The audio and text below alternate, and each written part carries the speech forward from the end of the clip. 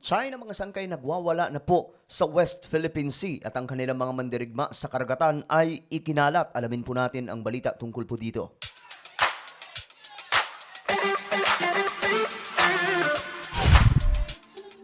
What's up mga sangkay? This is me, Sangkay Janjan. I'm back for another video, another vlog po na ating gagawin ngayon.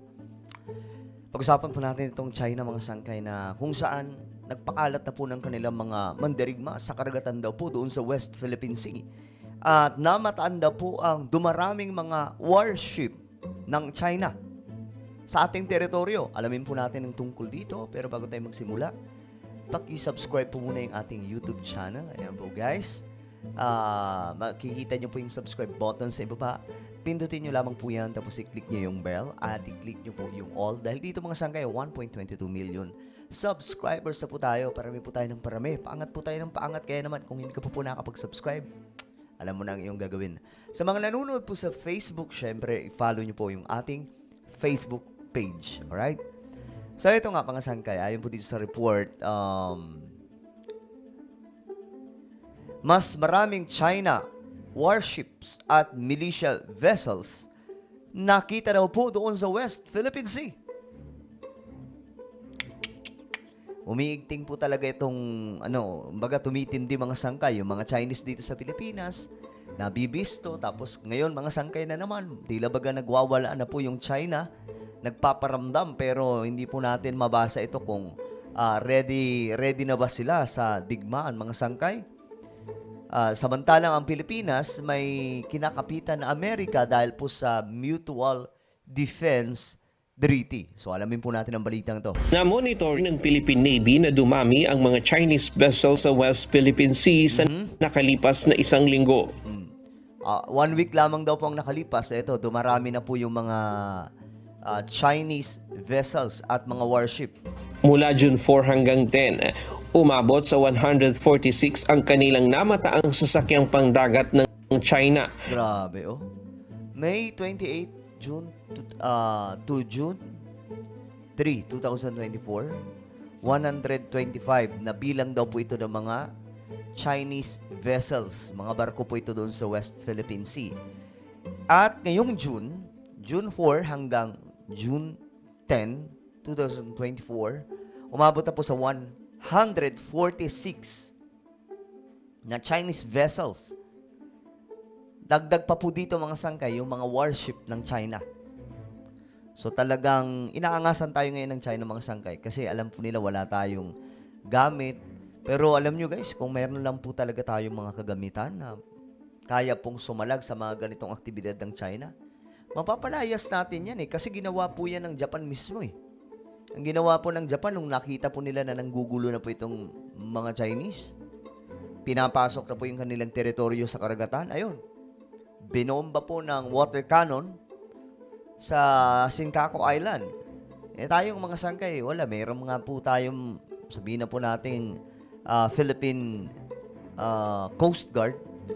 Barko po siya, pero hindi ganun po kalaki mga sangkay. Pagdating naman po sa warship, hindi rin po talaga ganun katindi. Maliliit lamang po. Kumpara sa 125 noong nakalipas na isang linggo. Pinakamarami ang sa People's Liberation Army o PLA Navy vessel na mula sa 11 ay umabot na sa 22. Ayan na. Ang Chinese Coast Guard vessel naman na mula sa Siam, 16 na ito ngayon. Grabe. At ang Chinese Maritime Militia vessel na mula sa 105 naging 108 na. Pinakamaraming namonitor ng pagdami ng Grabe, tingnan nyo naman mga sangkay na nagbabarikada po mga Chinese vessels. barko sa Bajo de Masinloc, Ayungin Shoal at Pag-asa Island. Naku, pati sa Pag-asa.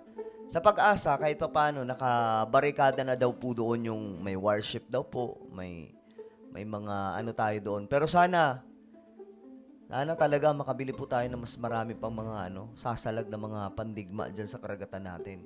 Kasi kahit pa paano, hindi po tayo mababasta-basta ng China kung mayroon tayo nun. Ngunit mas kapansin-pansin ang pagtaas ng bilang ng mga Chinese warship sa Ayungin Shoal. Ayan na nga po. The increase is in the number of PLA Navy ships, which could be attributed to the just concluded exercises conducted by the PLA Navy last June 2, 3, and 4. in the vicinity of Sabina Shoal. Sa kabila nito, hindi naman dapat ikabahala ang pagdami ng mga Chinese vessels sa West Philippine Sea. Bakit kaya? Ngunit kinundina ng Philippine Navy ang isinagawang maritime exercise ng People's Liberation Army Navy noong June 2 hanggang 4 sa bisinidad ng Sabina Shoal na nasa exclusive economic zone. Kaya nga dapat siguro, maglagay na po tayo dyan ng mga nakakalat na mga warship sa paligid po ng ating teritoryo. Nang sa ganun, hindi po tayo madali nitong China. During Ferdinand E. Marcos, mga warship po dyan, napakarami, nagkalat. Kaya wala pong nakakapasok. Nung panahon po ni Lolo Marcos, Apulakay, mga sangkay. Pero ngayon kasi, problema sa Pilipinas, wala po tayong mga pandigma sa karagatan. Kaya po ginaganito po tayo ng China. Ng bansa. Their presence by itself is already escalatory. Whatever actions they do in furtherance of their illegal, coercive, aggressive, and deceptive presence will only point out that they have no right to be within our exclusive economic zone. Samantala, para naman sa Philippine Navy, hindi pa nila ikinukonsiderang banta sa national security ang mga krimeng kinasasangkutan ng mga pogo sa bansa. Ayon kay Navy spokesperson Okay. Yan po mga sangkay. Marami kasi mga Chinese yung mga nabibisto dito sa Pilipinas, 'di ba? Na may mga may mga ginagawang, alam niyo na 'yon, mga aktibidad na talagang sabi ko nga hindi ka aya-aya dahil po diyan sa Pogo Hub na 'yan. for the West Philippine Sea, Commodore Roy Vincent Trinidad. Inaalam pa nila kung may mas malalim na koneksyon ang mga pogo sa mga hindi pangkaraniwang krimen.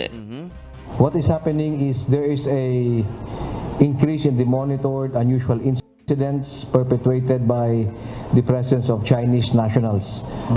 Without saying yet that these are risks to national security, what we have seen are violations of simple or rather simple common crimes. Right now we are looking into deeper connections of the Pogo for other violations which may go beyond common crimes. Ang Armed Forces of the Philippines naman ay inaalam na kung mga lehitimong Kita mo, yan po mga sangkay, oh.